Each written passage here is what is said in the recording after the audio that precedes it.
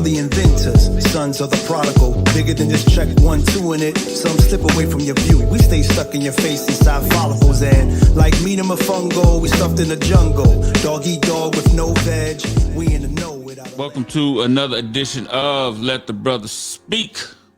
We are back once again for another week of therapy, for another week of healing, for another week of just brothers getting it on. How y'all feeling tonight? How y'all feeling?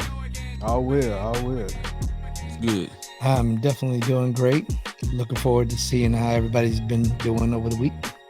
Doing all right today, man. You know, apple juice in here, apple beer, baby. But yeah, doing pretty good, man.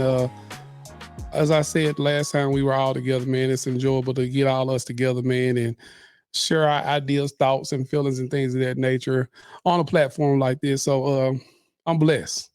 That's good. Absolutely blessed. That's good. So last time you did like a what was that called that you said? 2-word check-in. Yeah, 2-word check-in. We're gonna do that again? Yeah, we can go there. I like that. Yeah, come on. Lead us off, brother. I got it. My 2 words. Well, for starters, Deshaun Davis in here. My 2 words is energized and motivated. I've been so full of life and so full of energy, and I'm motivated to get to everything that I'm getting to. It is my time. That's what's up. Yeah. I'm going to say I can go 2 different ends of the spectrum, from erratic to relaxed. Ooh. So things have been really hectic over the last week or so, but in the same aspect, with all the storm that goes around me, I still know that it's a calm in the middle of that, almost like the calm in the middle of a hurricane. I know I'm going to go back through the storm, but I'm calm. I just keep my head down, like, Lord, just get me through this. So I'm still relaxed. I know I got comfort in that God is protecting me through this storm. All right. I got a lot of words today. So I guess I'll throw it at the end of this, just give y'all a little insight. And some of y'all know about some of the stuff I've been through this last couple of weeks. I think it was last Thursday, I got a call, or Friday, that my mom was rushed to the hospital. Mm-hmm. Right. I never seen my mama like really sick or anything of that nature. So I knew this was like something really big. So that Saturday I hopped on a plane, went to see my mom in Memphis. You know, Sunday morning she was out of there. Like they was like, you good, you can go home, things of that nature. Got a chance to kind of like sit with my mom and my dad and like just enjoy them. Didn't have nothing else to do. I didn't have a show coming home and nothing like that. It was just all about them. So that was pretty good. And then today, my dad had one of his stents in his heart cleaned out, and he back at home, you know. So I just said blessed a little bit earlier, but I just been patient and persistent. Just constantly on my grind, constantly, like if I say that, if I get down on my knees and pray, I'm not worrying about it. Mm-hmm. Right? Yeah. Turning it over to God, and that's it. You know what I'm saying? Like it's already done. And I've seen that the last 2 weeks, I've seen that come to fruition. Like every time I did that, you know, he worked it out. He worked it out for me. He worked it out for my family. And prayer does work. You know, had a bunch of people praying for me at church, bunch of people praying for us at my home church back home. It's getting calls and texts, and everything was positive. Hope your mom doing all right, this, that, and other. And you see all that love coming in. And that's that energy that we talked about maybe a couple of shows ago. You know, once that same energy start locking in together, you know, the universe works in your favor. Yeah. So I would just say again, patient and persistent, man, and really, you know, staying grounded with my values and my morals, you know, and being a Christian as well. Right. Mm-hmm. Okay. All right. Well, for me, it would be tired and excited at the same time. Tired and excited at the same time because here I'm putting in a lot of overtime at work, a lot of overtime this week, and I'm not used to working this much overtime. So, but I'm ready for it. So that's what a tired is. But I'm excited too because it's all leading to that vacation when it comes. Yeah. You know, Vacation. me and the wife heading out on vacation, and I just can't wait. I'm Right. ready. So I'm just looking forward to that. Because when I get there, don't ask me to do nothing, and then we got a whole week. Mm-hmm. We're gonna be gone for a whole week, so don't ask me to do absolutely nothing because you're gonna find me sitting on the balcony. Mm-hmm. Probably with a visor up. So that's it. That's it for me. So catching some rays. I got a question for everybody that you brought that up because it just popped in my mind. And hopefully I get this out correctly. I guess you would say either do you or should we? Okay, is going to be the way I'm gonna phrase this question. Do you or should we work around our vacations or vacation around our work? I say vacation around the work. Okay. I got it bad. I'll take off in a minute and just be gone. I don't like anything could happen. I don't like the weather. It's too hot for too many days. I'm gone. It's raining for too long. It's just I'm a vacation around my work. Gotcha. I wish I could say that, but the way our schedule works, it's sort of like we're working around our vacation. But believe me, that retirement's coming. And even if I do decide to work after I retire, it's only working around the vacation. I mean, it's once you retire, that's gonna be a permanent vacation, ain't it? No. I'm leaving. See, I'm gonna tell you a thing that my cousin had explained to me. He retired from the military. Then he retired from the Jefferson Parish Police or Sheriff's Department. He says, I retired from them. He said, I'm gonna have them pay me so I can not be with them to go do something else that I like.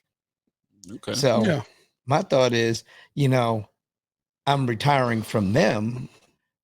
You're gonna pay me. I'm gonna go do something that I like. And then if you're doing something that you like, are you really working? Yeah.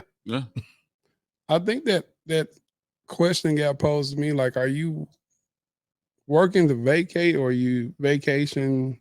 Does your vacation kind of set up your everything, if that makes sense? And when I heard that, I thought that was an interesting concept, like, because most of us are working, and you'll be surprised how many people never take a vacation. Like they just work themselves to the bone and things of that nature, never recharge their batteries, never go and see something outside of, let's just say if you're St. Louis, they staying in St. Louis. If you're in Memphis, they staying in Memphis. If you're in Dalworth, they staying in Dalworth. I've had some friends, especially when I got here, it's like, I'm not going to Dallas. Like, why? Like, I ain't going to Dallas. Like, they do this over there, they do this. And I was like, have you ever been? It's like, no. It's like, it's actually okay, depending on where you go. Right. So when you look at it from that perspective, I think it's a mindset. You know what I'm saying? And getting out of your comfort zone as well, I think is a big thing as well. Yeah. You know what? I think, people look at what people believe everything that they see on TV. Because do you remember that show that used to come on called Gangland? Yeah. They made it seem like, take Zopound. They made it seem like Zopound was just running rampant all over Miami. They not. They in they one little section. Don't go over there. That's it. Other than that, you good. They made it seem like this one other gang was up in St. Louis. They made it seem like that they was just running rampant all through the city. They not. Just don't go in this little area. Just don't go in this little neighborhood over here. That's where they at. Just and you good, But I would say don't go to St. Louis right now at all, period, because they ain't got no popos. So they just going crazy up there. But anyway. Yeah, I say don't go to Memphis right now too. Like, be careful. St. Louis, Memphis, and Detroit stay in the top 3 every year. What? Most violent cities. You mean my city's not there anymore? Oh, yes, it is. It is. Oh, it's in the top 5.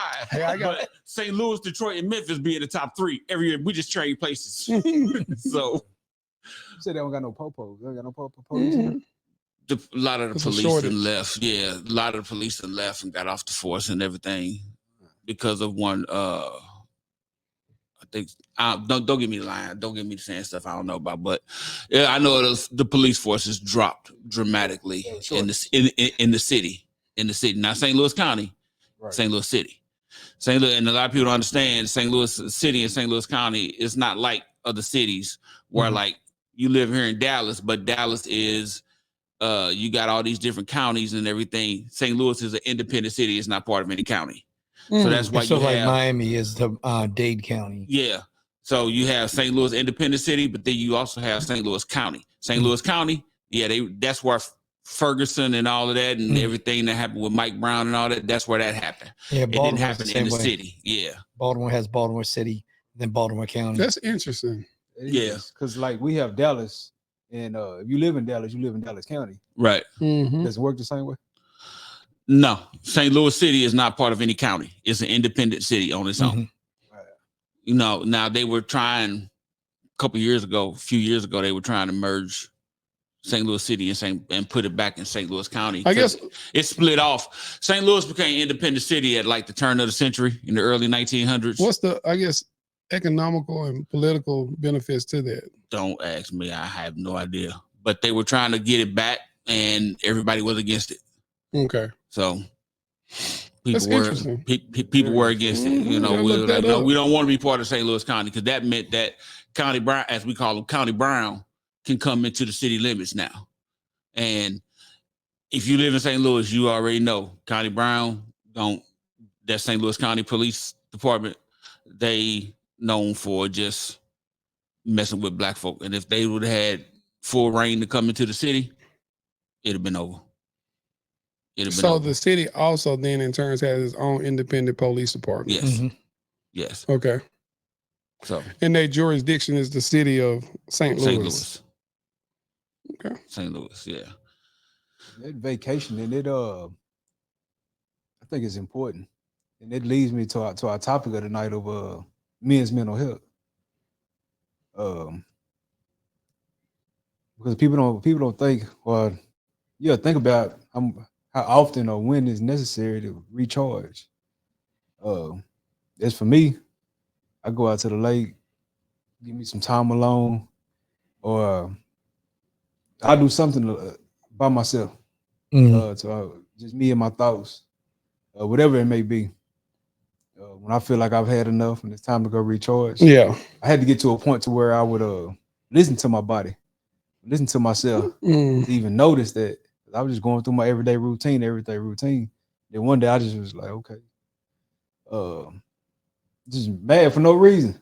Oh, ain't nobody even done nothing to me. Yeah. I guess I came to the conclusion that my plate was too full. Because we as men, we have a lot of big responsibility. I feel I have a big responsibility. I lead my household. And it ain't easy. Yeah. So when it's time to recharge, I do that. I can understand that. I mean, when you look at the statistics, they say that about 60 men an hour, that's like 1 a minute, commit suicide. So when you start thinking about the Black community and how we have that stigma that we don't want somebody to see a psychologist or, psychiatrist that help deal with our problems. Some people will, step and talk to their pastors, or if they're in a men's ministry, they may talk to the brothers, which is always a good thing. You need to, break bread with somebody and share your scars and your pains, some of the things that are ailing you. Me, I'm the same way. I get out on my kayak, I go fishing, and sometimes it frustrates me because I'm not catching anything but an attitude, but it's the point of getting away and charging that battery. But another thing that I will say that we as men have a big problem with is allowing our woman inside. We want to carry everything ourselves because we've been told, you handle this. And she's sitting there going, hey, I'm here. I'll help you. I'm there. So sometimes we have to, and I know I'm probably famous for it. I don't always try to get my wife involved in the stressful things that I'm dealing with. You know, I'll talk to my friends and everything, but I won't talk to my wife and say, hey, you know, I'm dealing with something financially. I'm dealing with some struggles in my head. And I just try to hold it up like a bottle. And that's where you said, you know, sometimes you blow up for no reasons because it's like a bottle rocket. You put too much air in that thing, or you put Mentos inside a Coca-Cola and you drop that cap, that thing's going to blow. Yeah. Yeah. Man, I think you all bring up a very compelling topic as it relates to men's mental wellness or health. I actually had my counseling appointment right before this today. And one of the things I was talking about is like, I think this is maybe episode 9, right? And I was talking about me being able to come on this show and just talk freely has helped me immensely, right? I'm able to be a little bit of holy, a little bit of hood, a little bit of this, a little bit of that. Yeah. You know, everything that I am, I'm able to express that in here, and nobody has judged me for that, right? When you're in a position where, I guess you would say, when you've grown up as being a leader, and always people follow you and things of that nature, you're held to such a high esteem. A lot of times you don't have anybody else to confide in. People are confiding a lot of things in you, saying this, saying that, but you don't have any releases and things of that nature, right? I literally put a post up some years ago that says, you know, when you're the strong person, everybody comes to you, but no one ever comes to you and asks you if you're okay. Yeah. And so being able to go to these appointments, which is, I never thought I would go to like get counseling or anything like that. And I'm like at my 6th session, right? Which kind of is almost synonymous with this, if that makes sense. Like with me doing this, like when Chris asked me about the show, I was like, yeah, I do it. And I'm like, I don't know how this gonna go. We're gonna see how it's gonna go. Right. You know, this, that, and the other. None of us knew. Yeah, don't know how it was gonna go, right? And I was like, but that maybe 5 years ago, that may be something I wouldn't have done, right? And I just started looking at every opportunity and said, I'm just gonna see what it is, you know, flush it out, things of that nature. Or what my counsel was saying today is like, you think you're doing too much? It's like, because I got a podcast. Of course, I got my own entertainment company. I got another company for consulting with education that we just finished closing the deal on and things of that nature. Of course, I'm working. I'm a full-time dad. I'm a full-time husband, you know, things of that nature, right? I got this doctorate going on. He's like, man, you got about 6 or 7 things going on, right? And I was like, if it ain't on my calendar, then I just don't do it, right? One of the things that has helped me immensely is this, y'all. I don't do nothing I don't want to do no more. Life is too short. I don't do nothing I don't want to do anymore. Man, that helped me out so much, right? I don't care if it's family, friends, whatever. If I had this plan, then that's what I'm doing, right? I'm not going to stop. I love you, my brother, but I'm not going to stop and come help you move because I already had this plan. Now, if I ain't have nothing planned, we set this up beforehand, cool. But if I had this plan, like for instance, when we had to take those pictures, a couple of people called, man, I need you to such and such. Now, I got an obligation already, man. I committed to that already. You know, that's what my mind on. That's what I'm doing. I know you need that. I'm sure you'll figure it out. You know, and they did figure it out, right? And then sometimes, you know, as the person that's always helping people, giving people advice, sometimes we got to do some Socrates methods on them. Just ask them some questions sometimes, right? And let them figure it out. Because a lot of the times they know the answer to it. Especially if you done went over and over with this with your partner or your friend or your homegirl or something. They know the answer to the question, but they just want to verify it through you or something of that nature. But I start asking them questions, right? What would you do in that situation? How was the response? Can you live with that? Sounds pretty good to me then, you know, and give them a chance to get that off their chest, but at the same time, answer those questions, right?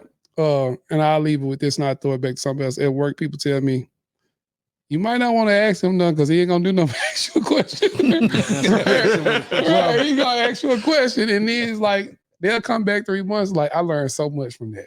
When I was doing financial advising, one of the things that they would always say is ask the person a question, because if it comes out your mouth, it's a lie. But if it comes out their mouth, it's the truth. Yeah. Well, you know what? I'm digging that. I'm digging that. Yeah. Well, you know, I'm ready to take I'm like you. I'm like you, Abigail.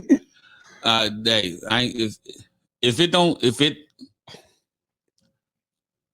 have this thing, whereas kind of on what you were saying, I make time for people who make time for me. Okay. You know, and I go by that saying because, you know, too often you go by hearing people say, well, I was busy.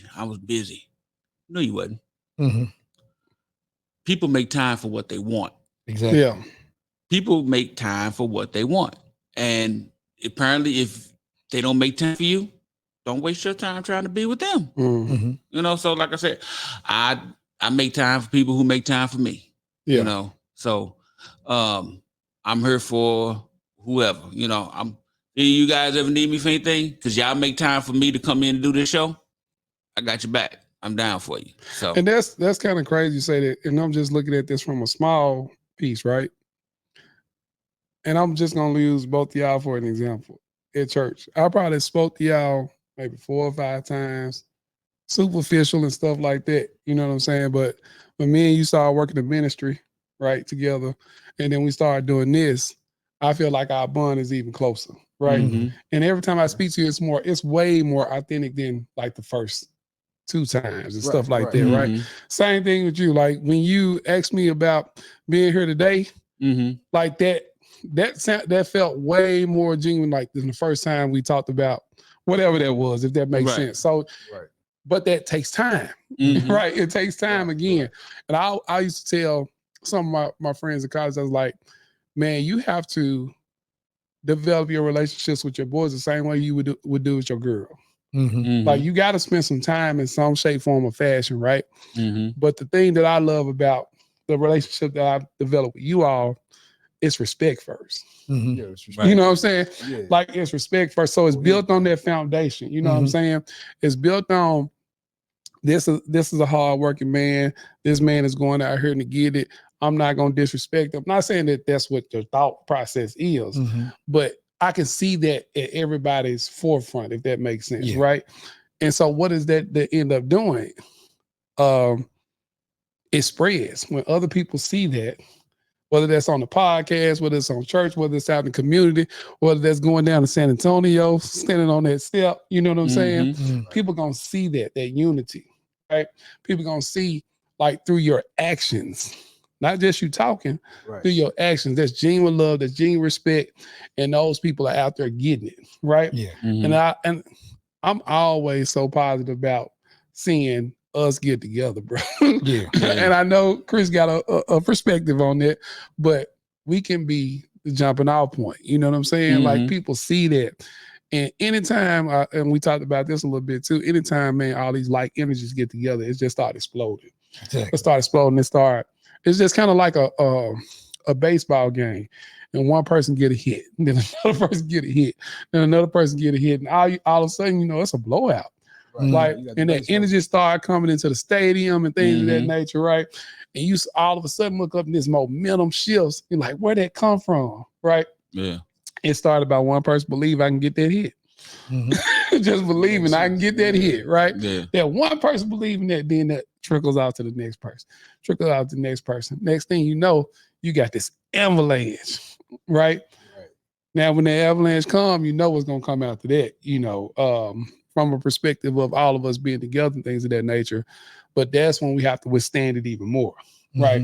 Stand on that respect, stand on that love, stand on that power, stand on that, you know, those principles that we are all exhibiting right here today. So, like I said last time, man, I just appreciate it, man. I appreciate it. And it's funny that you say, yeah, our actions are speaking. no one. We hadn't had a conversation of. I respect you. We hadn't had a conversation Yeah. of anything. It's just it genuinely happened like that. Yeah. It's a good fit. You know it. Yeah, we got a nice little camaraderie here Yeah. now. Right. Yeah. Right. And I feel You know, like Because I joke And, all the time. I tell people, I said, you know, especially at work, I be like, well, I point out Migo. I said, that's my son. That was me back. Yeah. Hey, shout out to Migo, man. He ain't Yeah. here tonight, man. We got to get my boy, man. We got to get him back. He had to take care of some business, and so, but he'll be back next week, hopefully. So Absolutely. Big shout out to Yeah. Migo. yeah. there you go. Yes, we did the pictures a couple weeks ago. So I don't know if any of you saw the video, but we got a mashup. But we got some more coming. We got something else coming too. So Mhm. stay tuned. But I want to talk about this thing that Cardi B said. You know, she kind of went on this little rant to the U.S. government because they were saying that they passed a bill saying that they were going to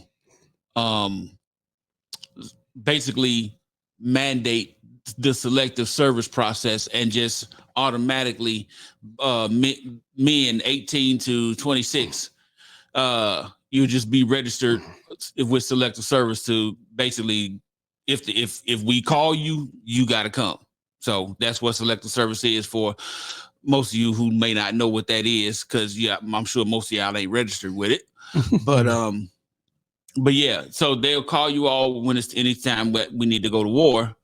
And Cardi kind of had a thing where it's like, y'all gonna call these TikTokers out to come go to war? These kids ain't ready for that. You know what y'all go? What they gonna go over to Russia and fight the dudes that be climbing mountains and fighting bears for a living? No, these kids ain't ready for that. You know, and it's like, what was that doing? Which protest was that? I think it was George Floyd, you had this wall of police standing there, and these little young knuckleheads out there dancing and everything in front of them and everything. They don't take anything seriously these days like that. Yeah. So they wouldn't be able to make it. I don't think they'd be able to make it personally, because a lot of them, they just not ready. You put a gun in their hand, they're gonna put it to like the one little rapper kid dude did. He making a selfie video, rapping and stuff with a gun, and he put the gun to his head and pow, blew his head off, blew his brains out. You know, they not ready. Everything is social media. Social media got these kids jacked up for real. So, you know, my dad used to say they don't make men like they used to. And I'm not going to blame the women, but I'm going to also say that it's both of our fault. You know, and that goes back to an episode that we talked about earlier where these women aren't letting the fathers be the men and teach their son how to be men. Because you can, as a woman, you can train your boy to be a good person, but if you're doing everything for him, are you really training him to be that good person or a better person? My father was, oh, you're gonna get out there and do some yard work, you're gonna do this, you're gonna do that. And it instilled in us that as men we have a responsibility, we have to work, we have to provide, you know. I'm glad that my mom also instilled in us that, I don't trust these women and they're cooking nowadays. I don't think they can boil water or let alone make toast. So I'm gonna teach y'all how to cook. But you know, it was those things that they instilled in us. So I'm looking at this selective service thing going, okay, fine and good, you know, but with all the mental health issues that I think this younger generation have, I think they're more narcissistic than anything. And putting a gun in their hand may turn out to be a bad idea because they may come back at you. They may, as in the military term, frag. They start shooting people just because they don't want to be there. Yeah. Yeah. Yeah, because I mean, people's like, because I think somebody had mentioned that. Well, they gonna train. They gonna go to boot camp. Boot camp. I mean, you have to be very disciplined in boot camp, and these kids said they have no discipline whatsoever. You know, and if I mean, I know you have the ones who go to who enlist in the army. They have that self discipline to follow orders and everything, or else they wouldn't be signing up for the military. Yeah. But most of these kids, if you just took them and threw them in there, no, Yeah. they gonna get put out. They gonna end up going AWOL, something. You know, I think what they should do is grab a lot of these um prisoners on death row And put them over there. Yeah. Send them over there. You know, that's an interesting perspective. I got one that I just thought of, which is really alternative, but I'm gonna say it. Okay. I talked a little bit about systems are doing exactly what they should be doing a little bit early, but I got a different perspective on that system thing, which is this. And I guess two different perspectives. One, why only select this age bracket? Right? So maybe when you look at the statistics and things of that nature, you may see some things like this is the age bracket where, you know, most of the testosterone is at a high level, things of that nature. Also, you got to understand this as well. This is, I guess you would say, scientific proof, but or biological proof of males. Amygdala, I think that's what it's called, doesn't fully develop the part of his brain to make reasonable decisions. Doesn't fully develop until you're about 27. Right? So getting somebody that has not been fully developed in the brain to go and fight in this particular war for our country, things of that nature, I think that's preying on people in some type of way, if that makes sense. But also from this perspective as well, are you trying to kill off all the men of that age so you can get to the women of that age? That's a deep thought. That's a deep thought. Things that make you go,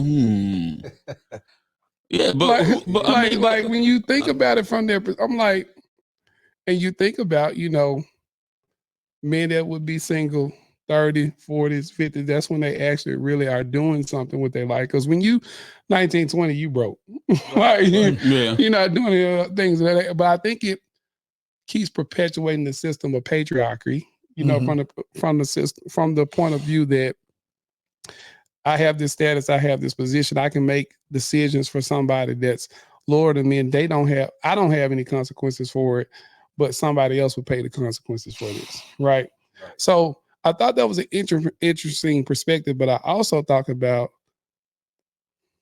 like when Pharaoh in the Bible started saying, "Kill all the firstborns." Right. Like this could be a way of doing that, you know, with that 18 to 26 generation of getting all of those things out, all of those kids out the way, just like COVID, right? All those people immune systems that was not ready for it and things of that nature. So instituting something like this again, right, that is mandatory. And the other thought is this: do our people that's feminists get really mad about this because it's only men? Yeah. But I mean, think of it this way. Good for the gun. We're probably one of the few countries that does not force our constituents into the military. Israel, everybody goes in the military.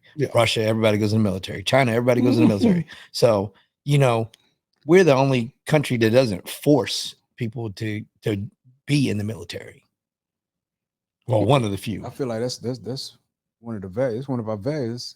What makes us and that's what I said. So having selective service, even though it's a force thing, the likelihood of you being pulled is slim to none unless there's a major war that they have to pull people. And I think when I was in school, if you were like in college and stuff like that as well, like you wouldn't be selected. Like you had to sign up for it, but you would not be selected.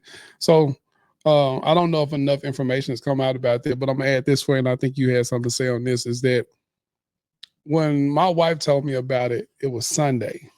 And she said she heard the news on Saturday. So systems again. So that means that they passed this bill when? Friday evening. Right? Right. So nobody really wasn't hearing about it, things of that nature. You know, it wasn't headline news. It wasn't headline news. You know, again. And even if it was, most people are doing whatever on the weekend, so they ain't watching news. There anyway. you go. Right. Also, they drop it when? Father's Day, Juneteenth weekend, when they know people are going to be occupied, you know, with their thoughts somewhere else, right? They drop it then. So it's like, that's interesting why you dropped it then, you know.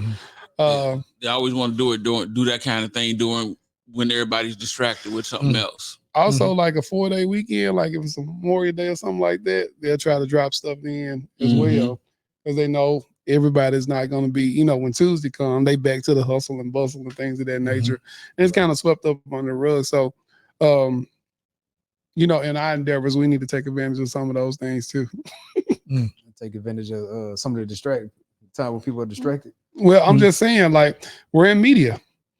Right. So we need to use some of these things to our advantage as well. One of the, since you did bring up Juneteenth, one of the things I think we really do need to talk about is we as Black people and our civic duties, you know, jury duty. A lot of us try to get out of that. Sign me up every time. I'm one of the rare few. I love jury duties. Send me that card. You know what? I try to get into jury duty. I think they look at me and be like, nope. Right. I've been trying to give them all the answers. I try to give them all the answers that they want to hear so they can pick me. Pick me. Yeah, but because I'm nosy. I just want to hear the case. We want to. I think we need to be involved. You figure that you look at it at a jail. We are only like 13 to maybe 15% of the population, but we make up 60% easily of the prisons. The prisons. Yep. When you look at the jury, you'd be lucky to get a jury of 12. You lucky to get one Black person on there. Yeah. And I'm like, jury of your peers, right? Supposed to be a jury of your peers, and you don't have your peers on there. It should at least be 2. It should be at least 2. And then show up for midterm elections, show up for your city, local, state, whatever. Show up for these elections, because if you're letting other people talk for you, guess what? There was a thing that we talked about history, and they had 2 teachers. And in fact, I watched a video just recently. 2 teachers were arguing. They set it up so that it made like they were having an argument. Then they told the kids to write a statement of it. And what they found out is, depending on how they had an affinity to one teacher or the next, it was exactly how the story was. But none of the stories matched, because people have a social disposition, people have a racial disposition, people have an affinity to one person or the other, but I think there was like 20 something kids in that class, but none of their stories matched. So history can be told by one person, but it may not be history. Man, you bring up a very interesting perspective. I had the opportunity this week to interview 2 people, one from Africa, Zimbabwe, one from Brazil. And what I was interviewing them on was their perspective as it relates to education, when they got their education in those countries compared to here, and then just their experience, right? And one of the interesting things that they said was this, is that I asked them, I was like, how are the social clubs in your country? And the guy from Brazil responded like this: what do you mean social club? I said, you know, like a social club. He's like, we typically don't have those because we don't believe in ethnic groups. Right? In what groups? Ethnic groups. Okay. Yeah, they don't have that. So that's not a racial component. No matter what your skin look like, things like that. I'm Brazilian. Mhm. right? No matter Mhm. what your skin like I'm Italian, you know, wherever you're at, like you're the country, right? Mhm. And like one of the interesting things, like, and you probably can allude to this, like when you leave here, you leave the United States, right? The first thing they ask you when you start talking things that they say, you American, ain't you? Right? Right. Right? They say you Mhm. American, ain't you? They don't say you black American or white American, Chinese, this, that, or the other, right? And it was like, if we have a social cause, it's typically around human rights, Mhm. right? It's something like that, right? Also, they identify their prodigies like real early. Like if you're a good soccer player, then they're gonna push that. Right. They're gonna get you into this situation. If you're real good at math, they're gonna get you into this, right? Where we're kind of open, right, with those type of things, right? And just to going back about when you're talking about a little bit earlier, is like when I heard them saying that while we got all of these different things that we call freedoms and things of that nature here, they're living for today. Mm-hmm. They're not living for tomorrow. Like they need enough for the day. Once they finish working, they're gonna have a ball and they're gonna do it again tomorrow. Right? Mhm. Right. So they're gonna do it again tomorrow. And it's so much freedom in that, if that makes sense. Like it's so much freedom. Like as I'm talking to them, listen to them, like, man, that's actually kind of cool. That's a different perspective because they're more on collectivism, like the group Mhm. benefit, and we're more on individualism, right? Like my social status and things of that nature. It gets embedded in what we do, right? Um, Nobody wants to be, you know, living in the projects and things of that nature, rat infested things of that nature. Man, they taking that stuff with a grain of salt and moving on. You see what I'm saying? Like they moving on. Like this is part of what we do. You know, they work in the field, right? It's their field. They got 100 acres, right? And this is the family. Another thing that was kind of cool to me is like, if your daddy was a doctor, then you probably gonna be a doctor. If your daddy was a farmer, then you're gonna be a farmer because it's like real important to hold the family's business, continue that, right? Mhm. And then, like if I was a farmer, I'm not only providing for me, I'm providing for the community, Mhm. right? So much of this stuff is saved for people that can't work and things of that nature. And then for the kids that don't get education and stuff, they got a role in the community, right? They help the elderly and things of that nature. And I leave with this last point, which I thought about a little bit different, which in the Black community, we kind of play this, I guess you would say, devil advocates with this piece. The grandparent plays a very significant role in both of these communities, right? The grandparent is the one that teaches the kids because the parents are working the traits and the values and morals of the family, right? And a lot of times I've heard this, you know, grandmama out there doing, you know, taking care of these kids and you should be raising these kids. Well, there was a whole different perspective for me when I heard that because this is what they also said. They said that the kids' energy keep the grandparents alive. And the parents and the grandparents' information keeps the kids alive. I was like, oh, that's like when you're looking at it from that perspective, okay, they do need to be with them. But it maybe need to be a delicate balance, you know, as far as that continual, like always being with them. You know what I'm saying? So I was like, man, that's a whole different perspective that I ain't under. I didn't think about it like that. You know what I'm saying? Too. I tell people in my family, I tell them, Mama need a new baby this year. Who's up? He said, "Who's up? Yeah, who up? We need to keep her running around. My nephew, they was walking. Her and my mama, they was walking all down. They was way down the street. She was taking on the walk. And then in my thinking, I'm like, okay, if she didn't have that baby right now, she wouldn't be out walking right now. You know, she'd be sitting in her recliner watching old Western pictures like she like. Yeah. So yeah, I believe in that, and the information that the younger generation can give them. They need that as well. It's that give and take, huh? Give and take. Yeah. And sometimes it's like you say, sometimes it's on you, sometimes it's on me. Yeah, I think it's important. It's very important. Oh yeah, I mean the morals of the family values, the family morals, even the family business. The grandparents are gonna know some. They're gonna have a different perspective of it and know it better than what the current offspring was going to do. Right, they'll look at it a lot different. But it's also the fact that grandparents instill that wisdom, because information is information, good or bad information, right? But grandparents teach you how to utilize that information, whether it's good or bad, discern that information. That creates wisdom, because What would you say the difference is between information and wisdom? information is just facts, whether it's good information or bad information, it's information. But utilization of it or learning it is called intellect. Utilization the proper way is called wisdom. So the application, okay. So grandparents sometimes can help your child crunch that time down, because if I have to keep doing things based upon theory and I'm failing, and your grandparents says, no, baby, you got to do it this way and everything. And then they start showing them, then it crunches that time down, because now that wisdom of somebody doing it for so long now becomes their intellect, and then becomes ultimately their wisdom. Whereas in mom and dad are constantly working, we can't answer all their questions, but the grandparents can. Well, Mike, you think that's what we're missing today? I know y'all had a couple of opinions about the younger generation right now. Yeah.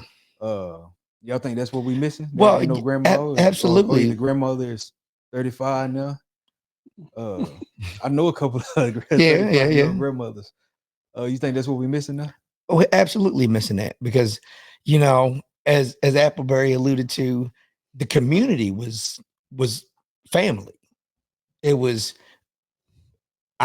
Even though I was raised by a single mother, I still had my next door neighbors that watched over us, and my friends' parents that watched over us. So it was like it was a community. So one kid get in trouble, somebody's parent would, or do something wrong, somebody's parent would bring them over there and start talking to them. So it wasn't like, okay, there wasn't somebody that was constantly instilling discipline, wisdom, manners. And then even when I was at my grandparents' house, it was some of those things that they did that taught you certain things. A lot of the cooking that I learned was through my grandparents. Right. My mom did teach me how to cook, but it was that other things that my mom didn't teach me. So it was like, those are the things. I mean, because Lord knows I still don't know how to make no turtle soup, but my grandmother could do it. Right. It's in fact, the family tradition, my grandmother could make rolls that would make you want to punch anybody in their face if they tried to grab it off your plate. Oh yeah. Yeah. But my aunts learned how to do it. And so, it's that family thing. But see, they all family. Yeah. Grandparents, my grandmother, she instilled a lot of great little things. I remember watching, my grandparents do things like kill a chicken and stuff like that. Yeah, I remember that, bro. I thought my grandma was going to take a chicken for a walk. She took these little shoestrings off, and then she grabbed that thing and spun it. I was like, man, that lady a G. Yeah. Like, why she just do that chicken like that? And then the chicken just keep running until it pass out. Like they say, running with like a chicken with his head cut off. Man, and then of course, those chickens lay eggs and things of that nature. You go back to the coop. And, she's showing us how to go back to the coop, and there's snakes in there. And she just smacked the steak. And like this lady, she a G. Like, she fighting snakes.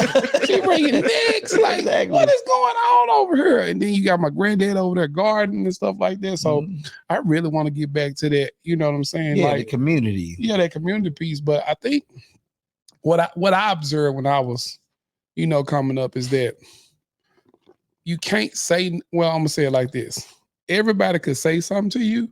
And right now, you can't say nothing to nobody, right? I still say something. No, I'm not saying you don't say it. What I'm saying is this: they got a problem with it. If I did anything wrong in the community, anybody gonna say something to me, and my parents ain't tripping on it, because my mom and dad's like, you probably did it, and they find something that I did that was disrespecting. You shouldn't have done that. You see what I'm saying? Like, you said something back to Miss Day, Nah, you shouldn't have done that. That's what you shouldn't have done. And so we know ain't nothing new under the sun, and we know everybody is fall short as it relates to sin. But that that statement that I'm gonna get you for old and new, right? That's what that was when you disrespected somebody in the neighborhood. It didn't matter if you did it or not. Guess what? You finna get it for old and new, right? So it's that in between time that you ain't got it for yet. You know, all that other stuff that you had did that the parents don't know about, and then it end up coming up through your auntie or your neighbor, things of that nature. But you can say something to us, right? Right now, you can't say nothing to none of these people, kids, because if you say something, then I want to fight you. I want to sue you. I want to do this. I want to do that. I believe my baby. And you know your baby. You know your baby. You know your baby ain't got no SPED identification. You know your baby ain't got no medical identification. Your baby just plain BAD. Just plain BAD, right? And you know it because guess what? You probably exhibited some of these traits as well. Most of us have. We've done some of these things. So you know a kid gonna be a kid. But I think that's the biggest difference because I think you probably did have 35-year-old grandmothers back in the day. You know why? Because they was being betrothed to different people at a way younger age. Soon as that their menstrual cycles and things of that nature come on, they was being betrothed to people. Like, this is your 13, wife. 14 years old. Right. You see what I'm saying? So I think some of those, nothing new under the sun, but I think the approach, mentality, right? And people perpetuate that with, things like child abductions, right? When you think about sexual abuse and things of that nature, if you think about physical abuse and things of that nature, it's more prevalent that we're talking about those things now. But I think the rate in which it happens is probably going to be about the same. The difference is the reporting of it, if that makes sense, right? Yeah. And because of that, people are so on edge and things of that nature. But when the community is taking care of the community, you rarely see those things happen, right? Because everybody's in everybody's business. As Chris was talking about, like everybody's in everybody's business. I had my grandmother's friend up the street, Miss Day. And we stayed across the street from her. So if we did anything, Miss Clay, which is my grandmama, knew about it, which was like 3 houses down. Then her sister stayed right beside her, right, Miss Chalmers. And then my other cousin stayed right beside them. And then my other cousin stayed across the street, right? So you couldn't just go around here disrespecting people and things of that nature because guess what? Somebody's going to say something about it. And if you said something back to them, oh, no, you better not say nothing back to them because guess what? Like I told you, I had 9 uncles, right? Got 9 uncles, 2 granddaddies, 3 aunties, and then on my daddy's side, I got another 3 aunties. You said what to who? Oh, it's a lineup. Just don't go to the neighborhood messing with that part of the neighborhood. Just stay away from over there because they all family, okay? The whole street family, right? So, yeah, I think that's the perspective that we're missing. And if I even went off my street, right, and I did something disrespectful, they knew my family. Oh, you a Clay boy. You an Appleberry boy. Oh, okay. You doing what? Oh, let me tell them about this. You know what I'm saying? No, see, and that's the thing, the accountability, right? People, kids don't want, I'm going to say parents don't want their kids corrected or chastised anymore. Right? That correction and that chastising, right? Now that also comes with their relationship. I feel like right now, you may disagree with this, but I feel like that I can chastise or correct any kid in church right now because of the relationship, right? It's a way you got to do it, but the relationship, like all those parents, let me know if they do something.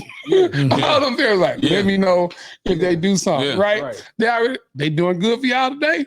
You know, they asking, how they doing? I see somebody in the store. They doing all right back there with y'all? Just let us know. You see what I'm saying? And that's the way it should be. It should be, right? We should be able to talk to our kids because who else gonna give them the information? Right. Right. Genuine information. Yeah, genuine information. Yeah. But nowadays you got too many of these young parents out here, don't be talking to my kids like that. You ain't they pop, you ain't they mama, you ain't they daddy. Don't you know? You don't raise your voice to my child, and especially in schools. Oh yeah. In schools, because I remember when I was coming up, if I acted up in school or if I brought home bad grades in school, my parents was looking at me. What's your problem? Yeah. Mhm. Nowadays, they looking at the teacher. What's your problem? How come my kid ain't passing? Mm-hmm. And the teacher tell them, your child playing around in class. Mm-hmm. Your child ain't paying attention. Mhm. Okay, but I don't know. That's a whole nother rant. Yeah. Because that could lead me into that one video that we was all talking about where all the students got an award except the one student, and the mom walked out of there talking about how come my child didn't get an award. I think it was you that posted it, wasn't it, Ray? I think so. Appleberry. I'm sorry. Mm-hmm. Yeah. So well, we can get into that at another time. But I tell you what, we're gonna leave this right here, Mhm. and we're gonna call this a wrap. We had some other things to get into, but we gonna get into those things another time, because I'm sure you've all heard about the young man down in San Antonio, Jarvis McIntyre. We were going to be talking to his mother tonight, but she got into some discussions and was tied up with the detectives and everything. So we're gonna have to plan that for another night, maybe next week. But I know you see the shirt. I know you see it. I know you want one too, don't you? The link will be in the description to get one. Go ahead. Help. Don't just let the brother speak. Help the brother out. You know? There we go. Go and get you one of these. It feels good. I ain't gonna front. I'm not lying. It feels good. It's good quality. It's premium cotton. So, just go support us. Only $26. Come on, you gonna blow that this weekend on drinks. So, but anyway, as we say every week, like, share, follow, and tell a friend to tell a friend and tell another friend. All right. Remember, everyone, stay blessed, stay peaceful, and and a shout out to all the fathers over the past weekend. Mm-hmm. This past weekend was Father's Day, so shout out to all the fathers. So absolutely. And today is Juneteenth, so enjoy your holiday. I'm pretty sure you're probably not watching today. You're probably looking at maybe Thursday, or because I don't know if you're barbecuing. We need to get some Juneteenth actual festivities going, like community, because we all get together for the 4th of July to go downtown to watch fireworks or that. We need to do something like that for Juneteenth. We need to do something like that most definitely next year. I'm asking the community, why don't y'all come together, have a Juneteenth parade or something like that? Downtown Dallas or wherever, Duncanville, DeSoto, wherever, somewhere, Grand Prairie, Arlington, somewhere. Do a big metro-wide Juneteenth parade. Maybe that might be something we can put together for next year. Who knows? But anyway, like I said, be blessed, be peaceful, and we will see you all next week. Let the brother speak.